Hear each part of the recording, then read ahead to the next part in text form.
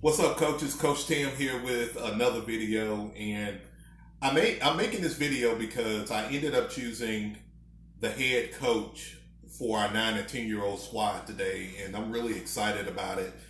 This coach was my assistant coach from last year, and he was my right hand man, the best assistant coach I ever had, and it's kind of bittersweet, but he's ready to coach on as a head coach on that level. So I wanted to make this video, especially for a lot of you new guys. And again, I think a lot of the seasoned coaches will agree with me on what I'm about to talk to you guys about in choosing an assistant coach. Really, when you're choosing an assistant coach, guys, that's like the most important thing you can do as a head coach. And number one, you want to make sure you got somebody that you can trust. Okay, you don't want a dude that's your right hand guy or helping with drills and they become a liability to the program opposed to an asset. And I can admit, guys, like I had to let a lot of coaches go in my early years just by choosing the wrong assistant coaches. And here's something I want you to avoid. Don't make the mistake of just making somebody an assistant coach just because they're out there with their son, okay? Now, this is going to sound like I'm contradicting myself, but I think you're going to get my point when I say this. Every year, I choose at least one dad who's out there with their son to help with drills and things of that nature, but I don't make them a head coach or an assistant coach year one. I make them what we call a drill coach in our program. So you have the head coach, which is me. Then you have the assistant coaches who actually be on the sideline during the games and helping break down different things. And then you have the drill coaches who usually I have as, dads who be out there with their kids and just have them on the field helping with drills, but I do not have them on the sideline with me during games. And I do that for a reason. Number one, you want to have somebody that you can trust, guys. And number two, you want to have somebody that is not trying to sabotage your program or take over. Listen, I spent years battling with assistant coaches who trying to tell me how to call a play or how to run a play.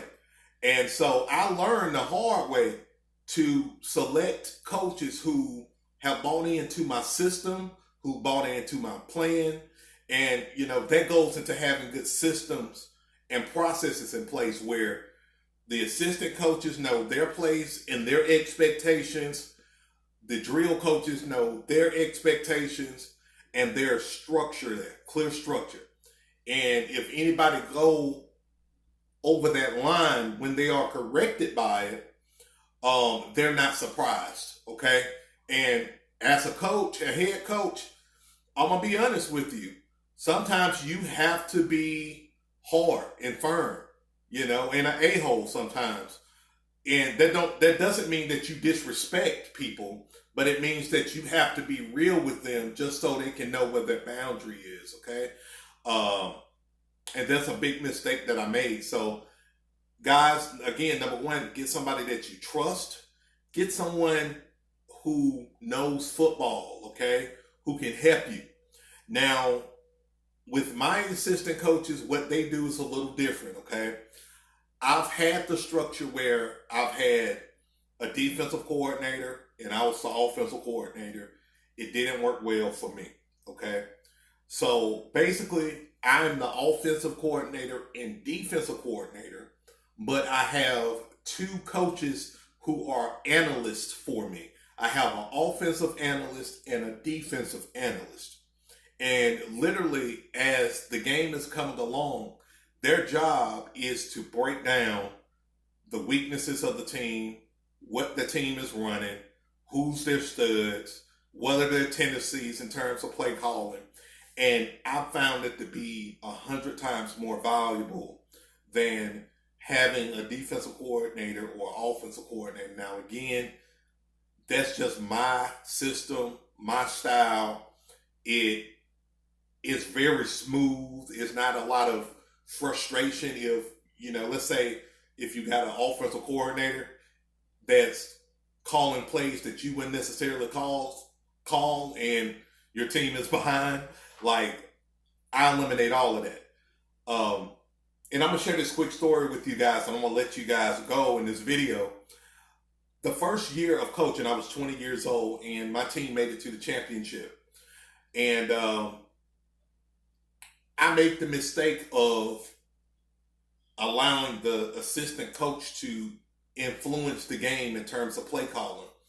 I ended up needing to travel and do a speaking engagement out of state during playoffs, and I ended up having my assistant coach call that game, and they won. They won that game. I think it was 33-0. And so we advanced to the championship, and the assistant coach felt like he had a little bit more say in terms of the play calling, and I allowed him to influence the play calling.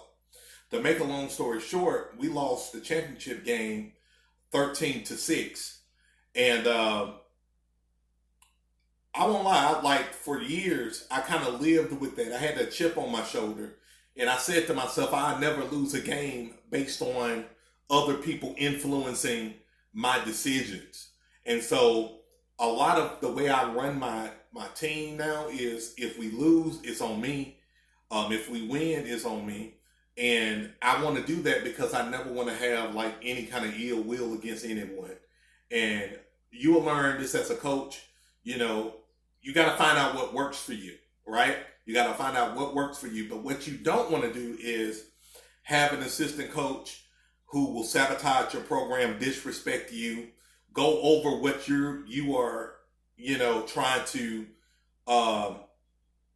go against your philosophy as a coach and as a team. Because guess what? When that starts to happen, it affects your entire program.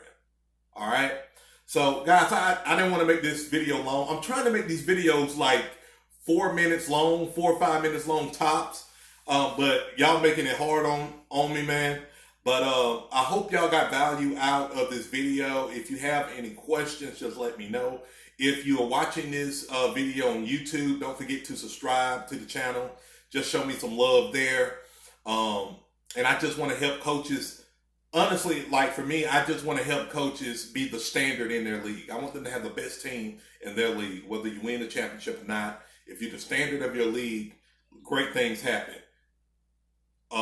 Community leaders start to recognize, and they start to donate. They start to invest in your program. Great things happen when you become the standard of your league in your city. All right, guys, it's Coach Tim again. You guys have a great day. And again, if you got any questions, let me know. If you're watching this on YouTube, don't forget to subscribe. Peace.